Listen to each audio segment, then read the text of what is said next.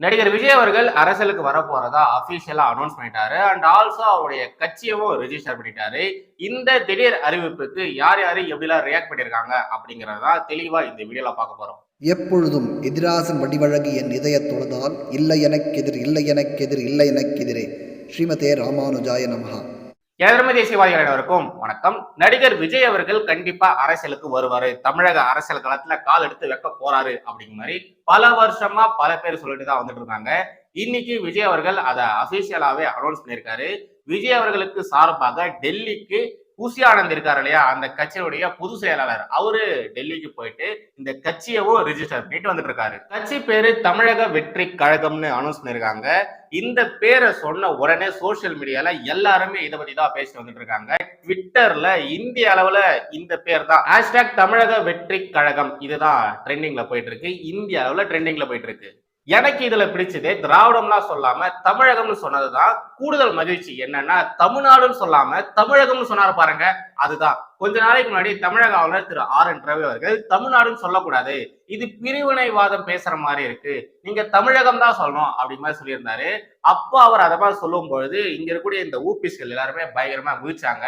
இப்போ நடிகர் விஜய் அவர்கள் அவருடைய கட்சிக்கு தமிழகம் வெற்றி கழகம்னு சொல்லியிருக்காரு இல்லையா, இதை பார்த்ததுக்கு அப்புறமா இந்த ஊபிஸ்கள் எல்லாருமே கதறுன்னு கதறிட்டு இருக்கானுங்க. திரு விஜயோடைய இந்த கட்சி இருக்கு இல்லையா, தமிழகம் வெல்லும் கழகம் சொல்ற கட்சி, இந்த கட்சியுடைய அபிஷியல் ட்விட்டர் அக்கௌண்ட்டை இன்னைக்கு ஓபன் பண்ணிருக்காங்க. TVK விஜய் அப்படிங்கிற ஒரு பேர்ல ஓபன் பண்ணிருக்காங்க.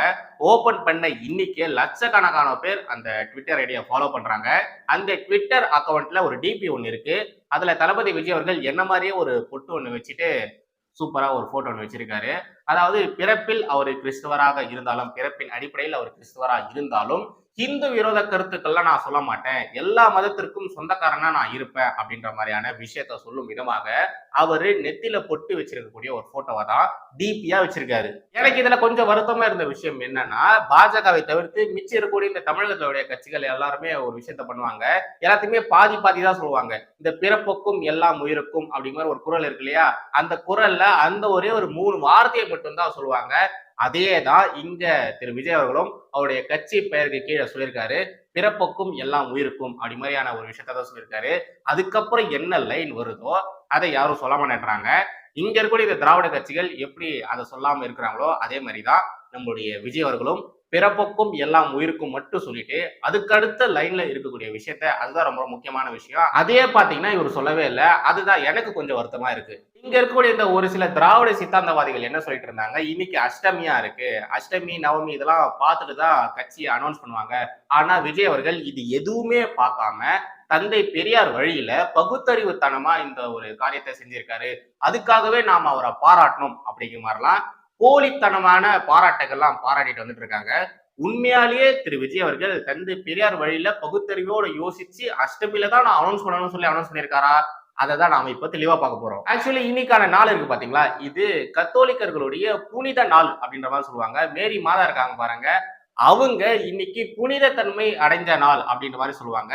இன்னைக்கான நம்பிக்கை அவங்களுக்கு எப்படி இருக்குன்னா, இன்றைய நாள்ல இந்த நாளை நாம ஏதாச்சும் ஒரு காரியத்தை ஆரம்பிச்சோம்னா அது கண்டிப்பா சக்சஸ்ஃபுல்லா இருக்கும்னு சொல்லுவாங்க.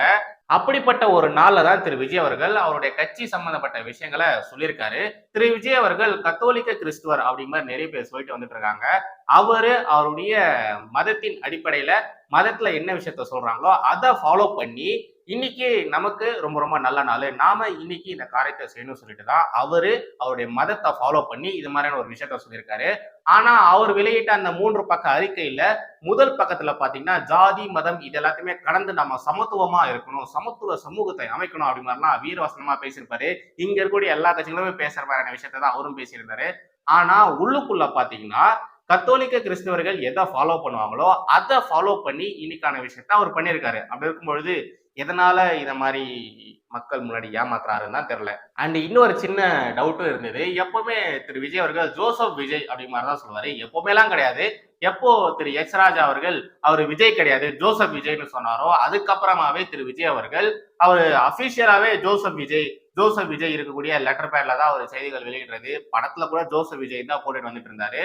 அப்படி எல்லா இடத்துலயுமே ஜோசப் விஜய்னு போட்டுட்டு வந்துட்டு இருந்தவரு இப்படி கட்சியை ஆரம்பிச்சிருக்காரு. கட்சி ஆரம்பிச்சதுக்கு அப்புறமா ஒரு 3 பக்க அறிக்கையை ரிலீஸ் பண்ணியிருக்காரு. அதுல கடைசியில அவரு விஜய்னு சொல்லிதான் கையெழுத்து போட்டிருக்காரே தவிர ஜோசப் விஜய் அப்படிங்கிற ஒரு பெயரை காணோம். எதனால அவர் அப்படி பண்ணியிருக்காருன்றதும் எனக்கு புரியல. சரி, இது எல்லாமே அவங்களுடைய பர்சனல் விஷயங்கள். அதுல போயிட்டு நம்ம மூக்கு நுழைக்க கூடாது. ஏன் எதுக்காகன்ற மாதிரியான கேள்விகளும் எழுப்பக்கூடாது. விஜய் அவர்கள் கட்சியை ஸ்டார்ட் பண்ணியிருக்காரு. அதுவும் திராவிட கட்சிகளுக்கு எதிராக இத மாதிரியான ஒரு கட்சியை ஸ்டார்ட் பண்ணியிருக்காரு. அதனால நாம அவருக்கு சப்போர்ட் பண்ணணும். திமுக எப்படி தமிழ் திரையுலக டாமினேட் பண்றாங்க அப்படிங்கிறது உங்க எல்லாருக்குமே தெரியும். அப்படி இருக்கும்பொழுது திமுக ஆட்சியில இருக்கும்பொழுது 2026 தேர்தல்ல அவங்களுக்கு எதிராகத்தான் நாங்க அரசியல் பண்ண போறோம், அவங்களுக்கு எதிராக தான் நாங்க அரசியல் களம் காண போறோம் அப்படிங்கிற மாதிரி தைரியமா திரு விஜய் அவர்கள் சொல்லியிருக்காரு பாருங்க. அதுக்காகவே நம்ம பாராட்டலாம். அதுக்காகவே திரு விஜய் அவர்களுக்கு ஆதரவு தெரிவிக்கலாம். இன்னும் 2-3 மாசத்துல பாராளுமன்ற தேர்தல் வரப்போகுது. இந்த தேர்தல்ல நாங்க பார்ட்டிசிபேட் பண்ண மாட்டோம் அப்படிங்கிறத திரு விஜய் அவர்கள் தெளிவா சொல்லிட்டாரு. இந்த ஒரு ஸ்டெப்புனால யார் பெரிய அளவுல பின்னடைவு அடைய போறானா திமுக தான். ஆல்ரெடி தமிழகத்துல திமுகவிற்கும் விஜய் ரசிகர்களுக்கும் எப்படிலாம் சண்டை போயிட்டு இருந்தது அப்படிங்கிறது உங்க எல்லாருக்குமே கண்டிப்பா தெரிஞ்சிருக்கும். ட்விட்டர் பக்கத்துல திமுகவுடைய ஒட்டுமொத்த மானத்தையும் வாங்கினது இந்த விஜய் ரசிகர்கள் தான். அதுவும் எதுக்கு? சாதாரணமான ஒரு காரணம் தான். திரு விஜய் அவர்கள் யாருன்னு சொல்லி கேட்டதுக்கு ஒட்டுமொத்த திமுக மானத்தையுமே இந்த விஜய் ரசிகர்கள் வாங்கியிருந்தாங்க. அப்படி இருக்கும் பொழுது திமுகவிற்கு இது எந்த அளவு பின்னடைவு தரப்போகுது அப்படிங்கிறது கொஞ்சம் இமேஜினேஷன் பண்ணி பாருங்க. இதை நான் சோசியல் மீடியா பேசிஸ்ல மட்டும் சொல்லல. தமிழகத்துல இளம் வயது வாக்காளர்கள் நிறைய பேர் இருக்காங்க. அவங்கள நிறைய பேர் விஜய் அவர்களுக்கு தான் சப்போர்ட் பண்ணுவாங்க. விஜயா திமுகவா அப்படிங்கிற ஒரு கேள்வி வரும்பொழுது கண்டிப்பா இங்க இருக்கக்கூடிய இந்த யங்ஸ்டர்ஸ்கள் விஜய் தான் செலக்ட் பண்ணுவாங்க. அதனாலதான் சொல்றேன், இது முழுக்க முழுக்க முழுக்க திமுகவிற்கு எதிராக தான் போய் முடிய போகுது. திரு விஜய் அவர்கள் 3 பக்க அறிக்கைகளை வெளியிட்டு இருந்தாரு. அதுல இருக்கக்கூடிய முக்கியமான விஷயங்களை பற்றி மட்டும் இப்ப பார்க்கலாம். இங்க சைட்ல உங்களுக்கு ஒரு நியூஸ் கார்டு ஒன்று போடுறேன் பாருங்க. முழுமையாக சினிமாவில் இருந்து விலகும் விஜய், முழுமையான சமூக பொருளாதார அரசியல் சீர்திருத்தங்களை கொண்டு வர அரசியல் அதிகாரம் தேவைப்படுகிறது.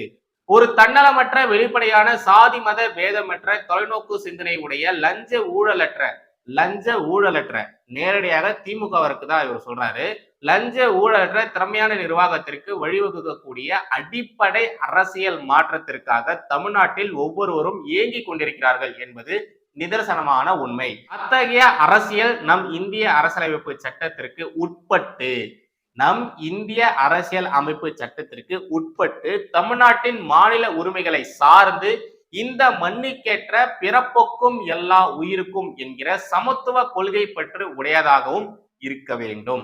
2026 சட்டமன்ற தேர்தலில் வெற்றி பெற்று மக்கள் விரும்பும் அடிப்படை அரசியல் மாற்றத்திற்கு வழிவகுப்பது தான் நமது இலக்கு. 2024 நாடாளுமன்ற தேர்தலில் போட்டியிடுவதாக இல்லை. எந்த கட்சிக்கும் ஆதரவும் இல்லை. அரசியல் தொழில் அல்ல, அது ஒரு புனிதமான மக்கள் பணி.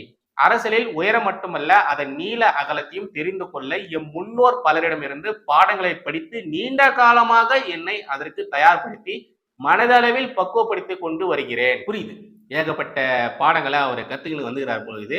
அரசியல் எனக்கு பொழுதுபோக்கு அல்ல, அது என் ஆழமான வேட்கை.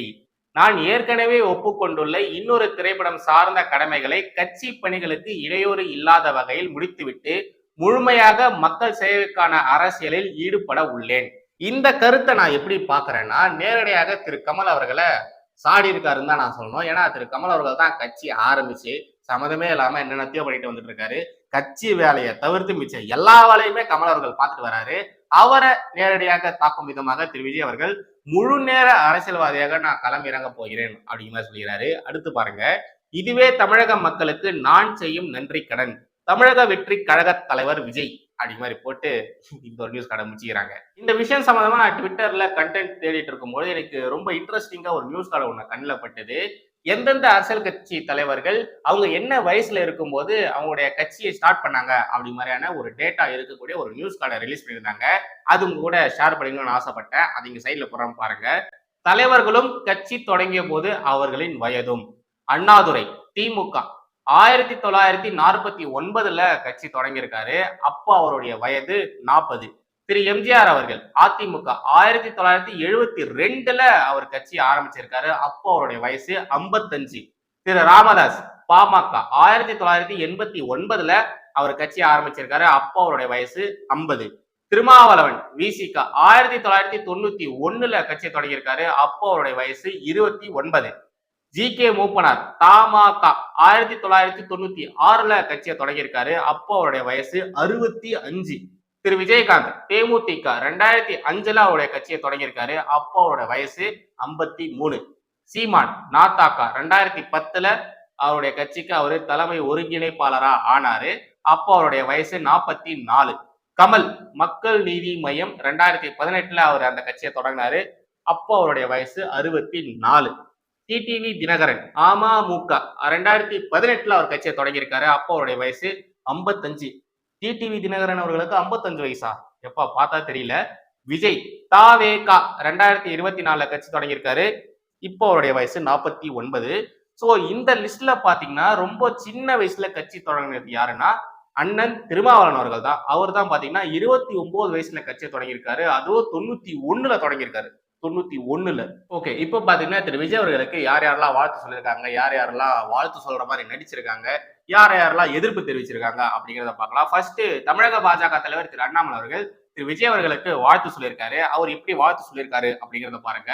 தமிழக மக்களை சுரண்டி கொண்டிருக்கும் ஊழல் அரசியலுக்கு எதிராகவும் பாகுபாடற்ற நேர்மையான அரசியல் மாற்றம் உருவாகவும் மக்களுக்காக பணியாற்ற தமிழக வெற்றி கழகம் என்ற பெயரில் புதிய கட்சி தொடங்கியிருக்கும் சகோதரர் திரு விஜய் அவர்களை வாழ்த்தி வரவேற்பதில் மகிழ்ச்சி அடைகிறேன் அப்படி மாதிரி சொல்லியிருக்கிறாரு. ஆக்சுவலி இதுக்கு முன்னாடி ஒரு முறை கூட அண்ணாமலை அவர்கள் கிட்ட விஜய் அவர்கள் இந்த மாதிரி அரசியலுக்கு வர போறதா சொல்றாங்க, அதை பத்தி நீங்க என்ன நினைக்கிறீங்கன்னு சொல்லும்போது அப்பவே அண்ணாமலை அவர்கள் திரு விஜய் அவர்கள் மாதிரி இருக்கக்கூடிய எல்லாருமே அரசியலுக்கு வரணும் அப்படி மாதிரி தான் சொல்லியிருந்தாரு. அந்த ஒரு குட்டி கிளிப்பிங் தயவு செய்து பாருங்க. இதுக்கான காரணத்தை நான் உங்களுக்கு பின்னாடி சொல்றேன். 2026 தான் இலக்கு கப்பு முக்கியம் சொல்லிட்டு நடிகர் விஜய் அவர்கள் நேற்று மறைமுகமாக அவருடைய அரசியல் வருகை. நான் உங்களுடைய ட்விட்டர் பார்த்தேன், நீங்க தான் போட்டிருந்தீங்க.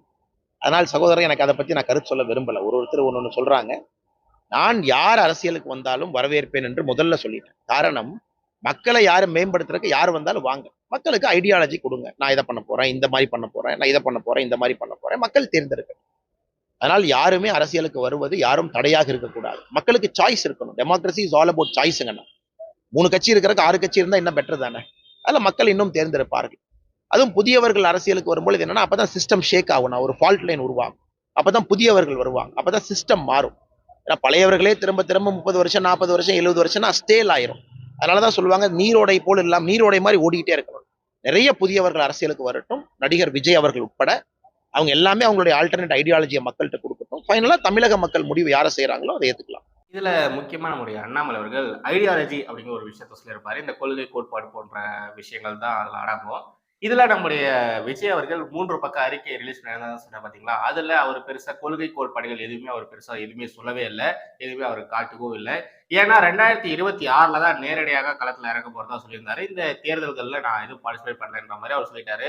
சோ இந்த ஒரு 2 வருஷம், இந்த 1.5 வருஷம் 2 வருஷம் கேப்ல தான் அவருடைய கொள்கை கோட்பாடுகள் எது மாதிரியான விஷயங்கள், இந்த கூட்டணி இது மாதிரியான விஷயங்களா இருக்கும் பாத்தீங்களா, அது எல்லாத்தையுமே அவர் அப்பதான் அவர் சொல்லுவாரு. கொள்கை கோட்பாடு எப்படி இருக்கு அப்படிங்கிறத நம்ம கண்டிப்பா பார்க்கணும். அதை பார்த்ததுக்கு அப்புறமா தான் திரு விஜய் அவர்களுக்கு சப்போர்ட் பண்ணலாமா வேணாமா அப்படிங்கிற ஒரு ஸ்டெப் எடுக்க முடியும். திரு விஜய் அவர்கள் இது மாதிரி அரசியல் கட்சி ஆரம்பிச்சதுக்கு அப்புறமா நிறைய பேர் அவருக்கு வாழ்த்து சொல்லியிருந்தாங்க. முக்கியமா தமிழ் திரையுலகில் இருக்கக்கூடிய நிறைய பேர் அவருக்கு வாழ்த்து சொல்லியிருந்தாங்க. தமிழ் திரையுலகம் மட்டும் கிடையாது, நிறைய பேர் வாழ்த்துக்கள் சொல்லியிருந்தாங்க. இதெல்லாம் பார்க்கும்போது கண்டிப்பா திமுக அவருக்கு திகு திகு திகு திகுன்னு எரிஞ்சிருக்கும். ஏன்னா அவங்க தான் ஒட்டுமொத்த தமிழ் பிலிம் இண்டஸ்ட்ரியை பயங்கரமா டாமினேட் பண்ணிட்டு வந்துட்டு இருந்தாங்க. பட் அவங்கள இருக்கக்கூடிய நிறைய பேர் விஜய் அவர்கள் அரசியலுக்கு வர போறாரு அப்படின்ற மாதிரி அனௌன்ஸ் பண்ணதுக்கு அப்புறமா நிறைய பேர் வாழ்த்துக்கள் சொல்லியிருந்தாங்க. திரு உதயநிதி ஸ்டாலின் அவர்கள் கிட்ட கூட இந்த ஒரு கருத்து ஒண்ணு கேட்டாங்க. இதை பற்றி நீங்க என்ன நினைக்கிறீங்க, விஜய் அவர்கள் இது மாதிரி வர போறாரு, அதை பத்தி என்ன நினைக்கிறீங்க அப்படி மாதிரி கேட்கும்போது திரு உதயநிதி ஸ்டாலின் அவர்களும் வாழ்த்துக்கள் சொல்லியிருந்தாரு. மேலோட்டமான வாழ்த்துக்கள் தான் சொல்லியிருந்தாரு. உண்மையாலேயே ஆத்மார்த்தமா மனப்பூர்வமாக வாழ்த்து சொன்னாரானா அதான் கிடையாது. ஏன்னா அவர் பேசும்போது அவருடைய முகத்தை பாருங்க, அவருடைய முகம் பார்க்கும் போதே தெரியும் அவருக்கு பிடிக்கல, திரு விஜய் அவர்கள் அரசியலுக்கு வரதை பிடிக்கல. அவருடைய முகத்துல அது அழகா தெரியுது. ஆனாலும் சொல்லணுமே சொல்லிட்டுதான் வாழ்த்து சொல்லியிருந்தாரு. இது மாதிரியான விஷயங்கள்லாம் ஒரு பக்கம் போயிட்டு இருக்கும்போது இன்னொரு பக்கம் இந்த திமுகவிற்கு மரணம் முட்டு கொடுக்கக்கூடிய இந்த திமுக ஜால்ராக்கள் கொத்தடிமைகள்லாம் இருப்பாங்க இல்லையா, அவனுங்க பண்ற அட்டகாசங்கள் இருக்கே அப்பா முடியலடா, உண்மையிலேயே முடியல. எல்லாருமே போயிட்டு விஜய் அவர்களை கடிச்சு வைக்கிறாங்க. அதுலயும் முக்காவாசி பேர் பாத்தீங்கன்னா திரு திருமாவளவன் அவர்கள் இந்த மாநாட்டுல உளறி வச்சிருந்தாரு பாருங்க, அது மாதிரிதான் பயங்கரமா உளறி வச்சிருந்தாங்க. இதுல அல்டிமேட் காமெடி பண்ணது யாருன்னா திமுக அண்டா பொரோட்டா வச்சு சீப்பு செந்தில் இருக்கான் பாத்தீங்களா, அவன் தான். அவன் அவனுடைய ட்விட்டர் பக்கத்துல இது மாதிரியான ஒரு விஷயத்த போட்டிருந்தான். இங்க சைட்ல போடுறோம் பாருங்க.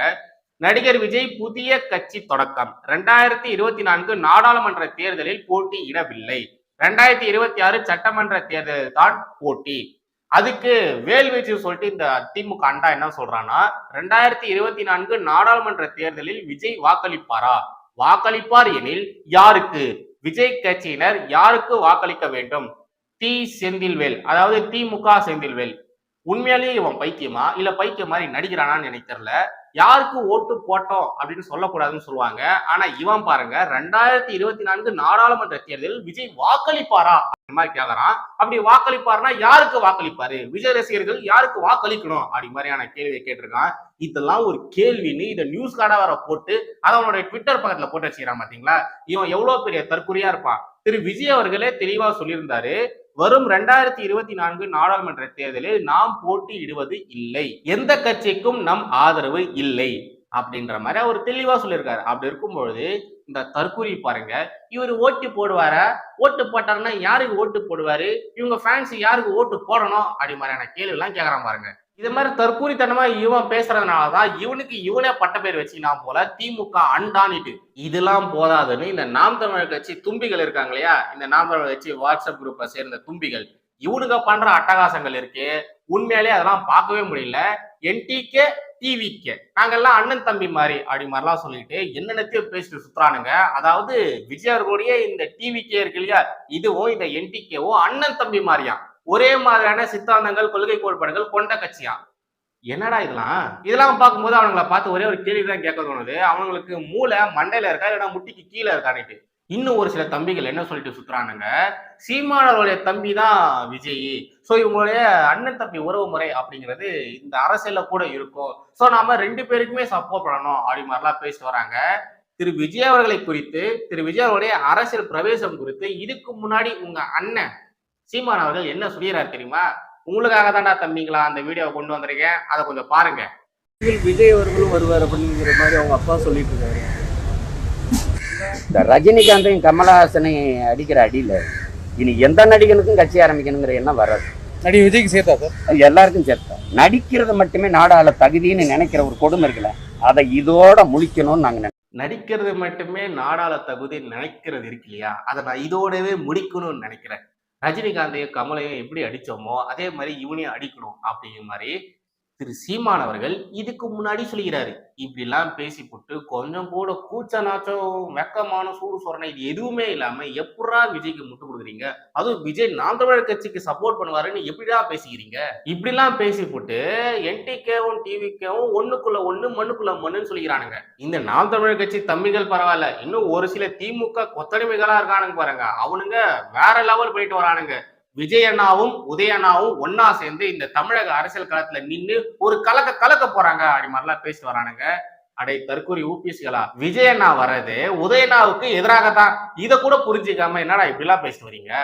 திரு விஜய் அவர்கள் இப்ப ஏற்பட்ட பைத்தியங்கள் இருக்கக்கூடிய இடத்துல எப்படிதான் அரசியல் பண்ணி சர்வை பண்ண போறாருன்னு தெரியல. வாட் எவர், இந்த திராவிட கட்சிகளுக்கு எதிராகவும் இங்க பிரிவினைவாதம் பேசக்கூடியவர்களுக்கு எதிராகவும் அரசியல் பண்றதுக்கு வந்திருக்காரு.